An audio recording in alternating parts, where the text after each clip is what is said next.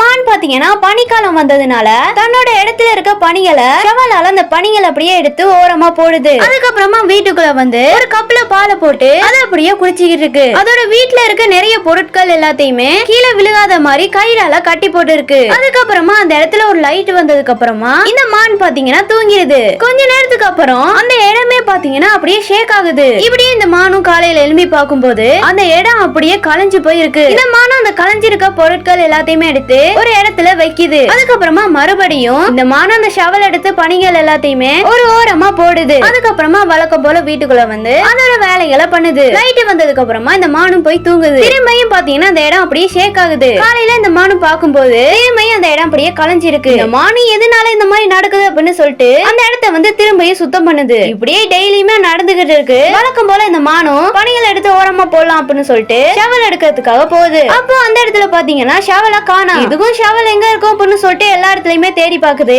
ஆனா அந்த ஷவல் பாத்தீங்கன்னா கிடைக்கவே இல்ல. அதுக்கப்புறமா வெளியே வந்து கைகளாலேயே பணிகள் எடுத்து தூரமா போடுது. அப்படியே அந்த இடத்துலயே அந்த மான் படுத்துருது. அப்படி படுத்து மேல பாத்துக்கிட்டு இருக்கும் போது ஒரு பொண்ணு பாத்தீங்கன்னா அந்த பக்கமா போறா. இதுவும் யாரா அப்படின்னு சொல்லிட்டு பாத்துக்கிட்டு இருக்கும் போது அந்த இடம் அப்படியே ஷேக் ஆக தொடங்குது. என்னன்னு சொல்லி பார்த்தா அந்த மான் பாத்தீங்கன்னா ஒரு சின்ன கிளாஸுக்குள்ள தான் இருக்கு. இந்த சின்ன பொண்ணு டெய்லியுமே நைட் ஆனாலும் தூங்க போறதுக்கு முன்னாடி அந்த சின்ன கிளாஸ போட்டு தட்டுவா. அதனால தான் எந்த நாளுமே அந்த மான் இருக்க இடத்துல அப்படியே ஷேக் ஆகும். இப்படியே இந்த ஒரு ஷார்ட் பிலிமையும் முடிக்கிறாங்க.